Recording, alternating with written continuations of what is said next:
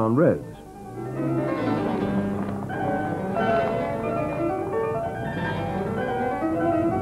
From early days, hill climbs and scrambles across country have challenged riders.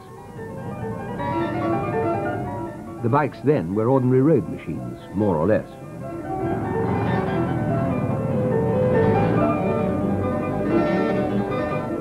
More recently, such sports have become big business. Now the bikes are specially made.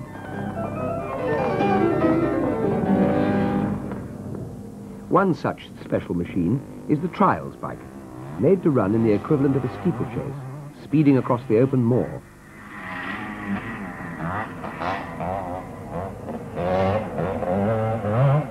Or fording rivers.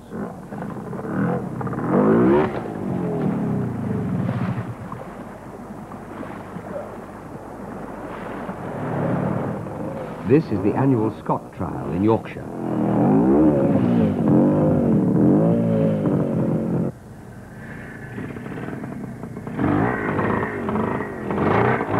These trials need a machine with special characteristics to fill an evolutionary niche.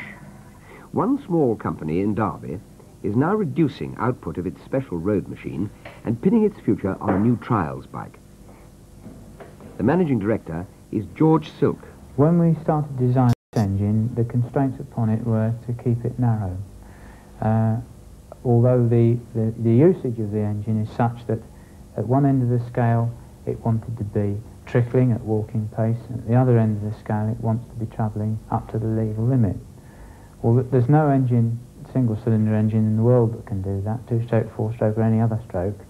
So what we have to do is to get this flexibility in the transmission.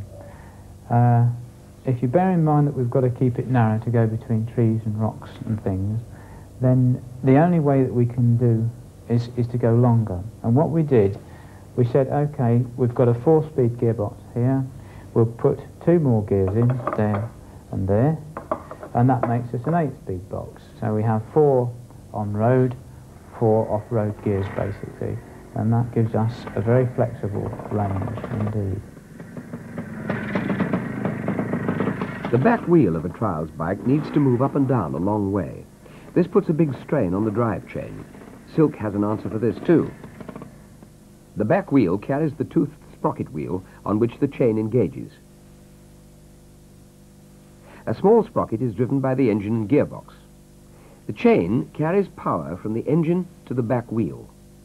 Normally, the back wheel is supported by a swinging arm, suspended from a point on the gearbox or the frame. With the wheel up over a bump, the chain is stretched at the bottom. Down in a pothole, the top is stretched. Silk uses a longer swinging arm, so he can attach it at the same centre as the small drive sprocket, and the chain is now under constant, not varying, tension.